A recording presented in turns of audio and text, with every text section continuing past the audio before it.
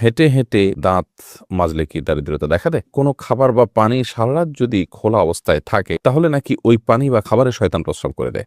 ইসলামের বিষয়ে কি বলে? নখে নেল পালিশ দেওয়া কি হারাম? নখ বড় রাখলে কি নামাজ হবে? স্বপ্নদোষ হলে কি ওই বিছানায় শোয়া যাবে? জিন বা কেউ যে কালো জাদু করলে অনেক কবিরাজ ওষুধ হিসাবে কিছু আরবি লেখা কাগজ লিখে পানিতে ভিজিয়ে খেতে বলে, এটা কি জায়েজ হবে? জামাতে সালাত আদায় করার সময় কাতারে যদি জায়গা না হয় তাহলে কি একা একা পিছনে কাতারে সালাত আদায় করা যাবে? ফু দিয়ে নাকি গরম খাবার খেতে নেই, আসলে কি সত্য? মৃত্যুর চিন্তায় আমার ঘুমও ঠিক মতো হয় না, অনেক কষ্ট হয়, এতে আমি কি করব? ওযু ছাড়া জিকির করা যাবে কি? নামাজ শেষে মুনাজাতের গুরুত্ব কতটুকু? চলুন তাহলে আমরা প্রশ্নোত্তর আলোকিত ভবনে প্রবেশ করি। রিয়াদ হোসেন আপনি লিখেছেন, স্বপ্নদোষ হলে কি ওই বিছানায় শোয়া যাবে? হ্যাঁ, স্বপ্নদোষ হলে সেই বিছানায় শোয়াতে অসুবিধা নেই। যদি কোনো জায়গায় নাপাক লেগে থাকে তাহলে ওই জায়গাটা আপনি আলতো করে ধুয়ে ফেললেন, সেটাতেই হবে। অথবা শুকিয়ে গেলে সেটা আপনি খুঁচিয়ে তুলে ফেলতে পারেন, তাতে আপনি সেখানে শুইতে পারবেন। অথবা সেটা যদি শুকিয়ে যায় তার উপর আপনি শোন, তাহলে আপনার শরীরে ওইটা না লাগে সরাসরি, তাহলে সেক্ষেত্রে এটা জায়েজ হবে। কিন্তু ধুয়ে ফেলে তারপরে বা পবিত্র করে তারপর আপনি ঘুমাবেন, সেটাই উত্তম। নাসরিন আপনি লিখেছেন, ফু দিয়ে নাকি গরম খাবার খেতে নেই, আসলে কি সত্য? হ্যাঁ, ফু দিয়ে গরম খাবার খাওয়ার পরে হাদিসে নিষেধাজ্ঞা আছে। তাছাড়া এটা বৈজ্ঞানিকভাবেও বোধহয় আমি যতটুকু জানি এটা অনুপকারী কাজ, ক্ষতিকর কাজ। বিধায় গরম খাবারে আমরা ফু দিয়ে খাবো না, এবং সেটা একটু সহনীয় পর্যায়ে ঠান্ডা হওয়ার জন্য প্রয়োজন অপেক্ষা করব, বা অন্য কোনোভাবে এটাকে আমরা নরমাল করার চেষ্টা করব, কিন্তু ফু দিয়ে আমরা গরম খাবার খাবো না। এসআই রুবেল খান লিখেছেন, অজু ছাড়া জিকির করা যাবে কি? অজু ছাড়া জিকির করা যাবে। জিকিরের জন্য অজু শর্ত নয়। এমনকি কারো যদি গোসল ফরজ হয় অবস্থায় সে আল্লাহর স্মরণ করতে পারে, মুখে আল্লাহর সাধারণ যে জিকিরগুলো আছে সেগুলো তিনি অব্যাহত রাখতে পারেন।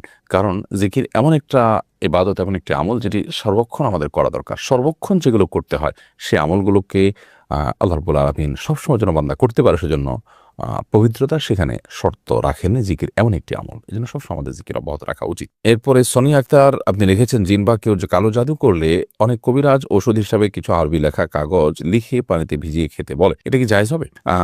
এটা সুন্নাহসম্মত কোনো ট্রিটমেন্টের পদ্ধতি নয়। বিশেষ করে সেখানে যদি আপনার এমন কিছু লেখা থাকে যে অস্পষ্ট, বোঝা না যায়। অনেক সময় দেখা যায় তাবিজ কবজ যারা দেয় সেগুলোর মধ্যে একটা মানে বড় অংশ আছে যারা আপনার শিরক এবং কুফরি কথা, বিভিন্ন কাফেরদের নাম ইত্যাদি লিখে দেয়। তো এগুলো তো রীতিমতো শয়তানের আশ্রয় নেওয়ার শামিল অনেক ক্ষেত্রেই। তো যার কারণে জায়েজ নয়। তাছাড়া নবী করিম সাল্লাল্লাহু আলাইহি ওয়াসাল্লামের সুন্নাহ পদ্ধতি হলো যে কোরআন কারীমের আয়াত তেলাওয়াত করে দোয়া পড়ে ফু দেওয়া, বা কোনো জায়গায় অসুস্থ জায়গা ধরে আয়াত তেলাওয়াত করা পড়া, সেটা পানিতে বা তেলে ইত্যাদিতে আপনার ফু দিয়ে খাওয়া। এটা হলো নবী সাল্লাল্লাহু আলাইহি ওয়াসাল্লামের সুন্নাহ। কিন্তু এর বাইরে এরকম আয়াত লিখে সেটা ভিজিয়ে খাওয়া বা পান করা, এরকম কোন সিস্টেম নবী করিম সাল্লাল্লাহু আলাইহি ওয়াসাল্লামের জীবনীতে ছিল না। না সাহাবীরা করেছেন, না খোলাফায়ে রাশিদা করেছেন। এটা আমরা পরিহার করব। এরপরে ফারজানা বৃষ্টি আপনি লিখেছেন, নামাজ শেষে মুনাজাতের গুরুত্ব কতটুকু? নামাজ শেষে দোয়া কবুল হয়। অতএব কেউ চাইলে কোনো নামাজের পর আল্লাহর কাছে দোয়া করতে পারেন, সেটা একান্ত তার ব্যক্তিগত বিষয়। কিন্তু নামাজের পরে দোয়া করতেই হবে বাই ডিফল্ট, এটা নামাজের পরের অংশ, হাত তুলে দোয়া করতে হবে এমনটি কিন্তু আবশ্যক নয়, এবং এটি নবী সাল্লাল্লাহু আলাইহি ওয়াসাল্লামের সুন্নাহও নয়। আর সম্মিলিতভাবে করার তো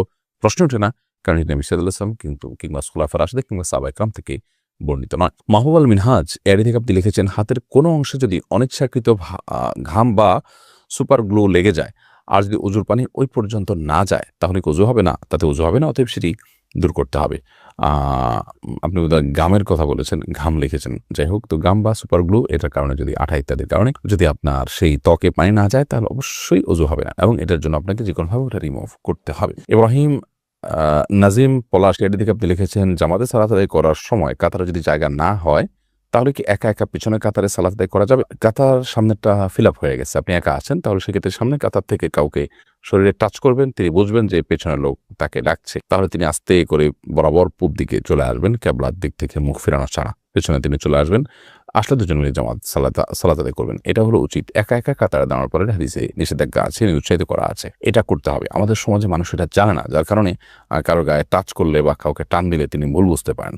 এরকম যদি হয় তাহলে সেক্ষেত্রে নিরুপায় হয়ে তিনি একা একা তো নামাজ পড়তেই পারেন, যে তার কোনো আর উপায় নেই। তবে মানুষকে বোঝানো উচিত এই বিষয়ে। অনন্ত আকাশ আপনি লিখেছেন, মৃত্যুর চিন্তায় আমার ঘুমও ঠিক মতো হয় না, অনেক কষ্ট হয়, এতে আমি কি করব? অতিরিক্ত মৃত্যুভীতি এটা দোষণীয়। এটা বেশিরভাগ ক্ষেত্রে ব্ল্যাক ম্যাজিকের কারণে হয়ে থাকে।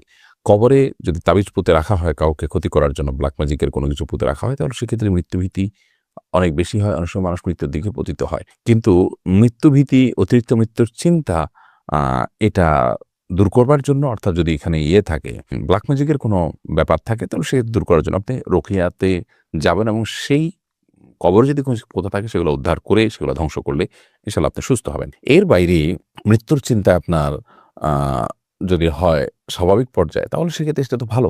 মৃত্যুর চিন্তা হলো, আল্লাহ তাআলার কথা স্মরণ হলো, সেজন্য আপনি তাকওয়ার পথে চলতে পারলেন, আপনি হারাম থেকে বেঁচে থাকতে চললেন। এই লেভেলে যদি হয় তাহলে সেটা অবশ্যই প্রশংসনীয় এবং সেটা তো বরং কাম্য। সকাল সন্ধ্যায় এদিকে আপনি লিখেছেন, আমি অনেকের কাছে শুনেছি কোনো খাবার বা পানি সারারাত যদি খোলা অবস্থায় থাকে তাহলে নাকি ওই পানি বা খাবারের শয়তান প্রস্রাব করে দেয়। ইসলামের বিষয়ে কি বলে?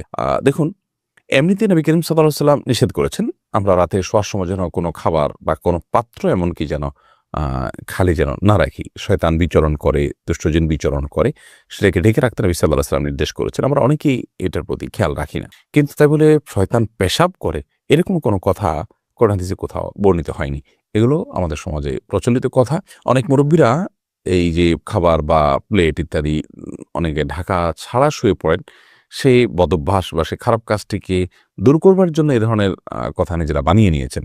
তো কোরআন এবং হাদিসের নামে মন গড়া এরকম কোনো কথা বানিয়ে নেওয়া এটা গুনাহের কথা। নবী সাল্লাল্লাহু আলাইহি ওয়াসাল্লাম বলেছেন, মান কাযিবা আলাইহি মুতাআম্মিদান ফালিয়াতাবাওয়া মাকআদাহু মিনান নার। যে ব্যক্তি আমার ব্যাপারে ইচ্ছাকৃতভাবে মিথ্যা কথা আরোপ করবে, আমার নামে মিথ্যা হাদিস বলবে, সেজন্য তার ঠিকানা জাহান্নাম জেনে রাখে। ফাহিমা আখতার আপনি লিখেছেন, নখে নেল পালিশ দেওয়া কি হারাম? নখ বড় রাখলে কি নামাজ হবে? জানাবেন দয়া করে। বোন ফাহিমা, নখে নেল পালিশ দেওয়াটা হারাম না, কিন্তু নেল পালিশ দিলে আপনার উজু হবে না, গোসল হবে না, সেটা হলো একটা ব্যাপার। তো এই জন্য আপনি যদি এমন করেন যে নেল পালিশ মাসিকের সময় বা সন্তান প্রসব পরবর্তী সময় যে ব্লিডিং হয় সেই সময়টাতে যদি নেল পালিশ দেন তাহলে সেক্ষেত্রে নামাজ যেহেতু নেই অতএব দিতে পারেন। আর নখ বড় রাখা এটা সুন্নাহর খেলাফ, নামাজ তো হয়ে যাবে, কিন্তু নখ বড় রাখা এটা সমস্ত নবীদের যে কমন সুন্নাহ আছে, সুনানুল ফিতরা যেটাকে বলা হয়, সেটার পর খেলাফ কাজ, যার কারণে এটি করা যাবে না। তবে নামাজ হয়ে যাবে যদি আপনি পানি এই নখের উপরে এবং নখের নিচে আপনার চামড়া মানে সামনের যে অংশ চামড়া পর্যন্ত আঙ্গুলের মাথা পর্যন্ত যদি আপনি পানি। রাসেলমি আপনি লিখেছেন, হেঁটে হেঁটে দাঁত মাজলে কি দারিদ্রতা দেখা দেয়? না, এটা সম্পূর্ণ কুসংস্কারের জন্য বিশ্বাস। হেঁটে হেঁটে দাঁত পরিষ্কার করলে, দাঁত মাজলে, ব্রাশ করলে এর কারণে দারিদ্রতা দেখা দিবে, অভাব দেখা দিবে, অনটন দেখা দিবে, এরকম কেউ বিশ্বাস করলে সেটি গুনাহের কারণ হবে এবং এটি সম্পূর্ণ কুসংস্কারের জন্য বিশ্বাস। ফয়সাল আহমেদ আপনি লিখেছেন, ব্যাংক থেকে লোন নিয়ে বাড়ি করা জায়েজ হবে কিনা? ব্যাংক থেকে লোন নিয়ে যদি বাড়ি করেন তাহলে সেক্ষেত্রে সুদি লোন নিয়ে বাড়ি করলে সেটি অবশ্যই হারাম হবে।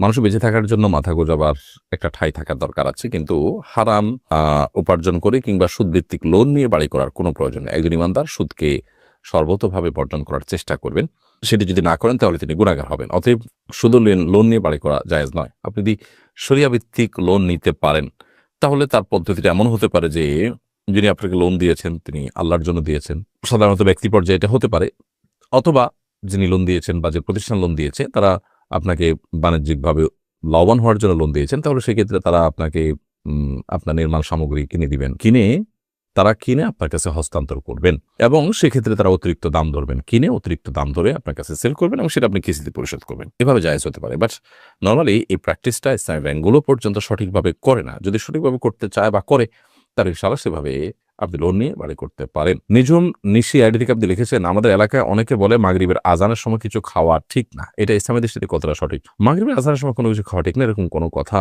কোরআন হাদিসে কোথাও বলা হয়নি। এটা একেবারেই কুসংস্কারের জন্য বিশ্বাস।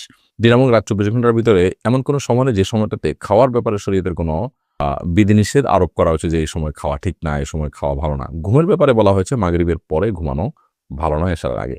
নবী সাল্লাল্লাহু আলাইহি ওয়াসাল্লাম এই সময়ের ঘুমটাকে অপছন্দ করতেন। এটি এশার নামাজকে রিস্কের মধ্যে ফেলে দিতে পারে, সেটি ভিন্ন বিষয়। বাট এর বাইরে আপনার মাগরিবের সময় খানা খাওয়া নিষেধ, পান করা নিষেধ, এরকম কোনো কথা কোন দেশে বলা হয়নি।